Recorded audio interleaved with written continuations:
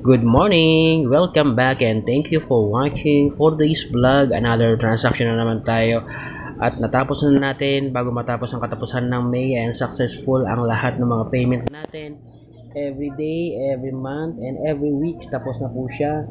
Successful. Thank you Lord, and sa mga transaction na ginawa natin ay successful. Medyo mga ibang pasaway, pero okay lang yan, kasama sa buhay yan. At ito nga, happy tayo. Ayan, so kagagaya na natin dyan sa established na yan.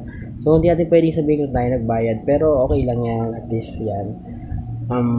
Naglalakad tayo. Sobrang init dito sa lugar na to kasi hindi tayo sa Manila, sa Makati.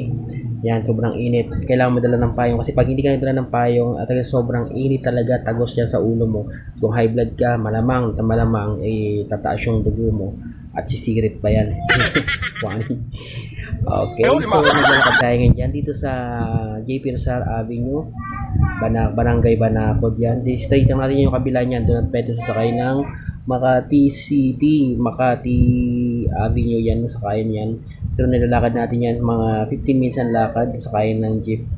Kaya yan, successful, and ito lang ginagawa natin. Maglalakad lang tayo hanggang makarating tayo sa terminal ng jeep. Ay, actually hindi pa sa terminal, parang stop lang siya ng mga jeep papuntang Guadalupe, Makati Avenue. Ayan, so dito pa rin tayo sa Banacod, Barangay Banacod. Itong Barangay Banacod to ay mga shortcutan to kung pupunta sa Ayan, maraming shortcutan dito sa Banacod dyan papuntang Makati Avenue kung maglalakad ka, pero malayo rin. Pero minsan nilalakad ko lang siya, lalo kapag wala ka ng pamasahe. Lalakarin mo mga 30 minutes nandun ka na sa Makati Avenue.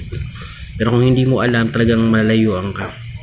Kasi ako shortcut ko lang yan pagdating dyan sa Ayan, so medyo mainit talaga sa lugar ngayon, kaya hanggang dito na natin yung vlog. At patapos ko na to, ay cellphone hindi na rin kaya, lumalabo na rin. And bye bye, thank you for watching and see you the next video.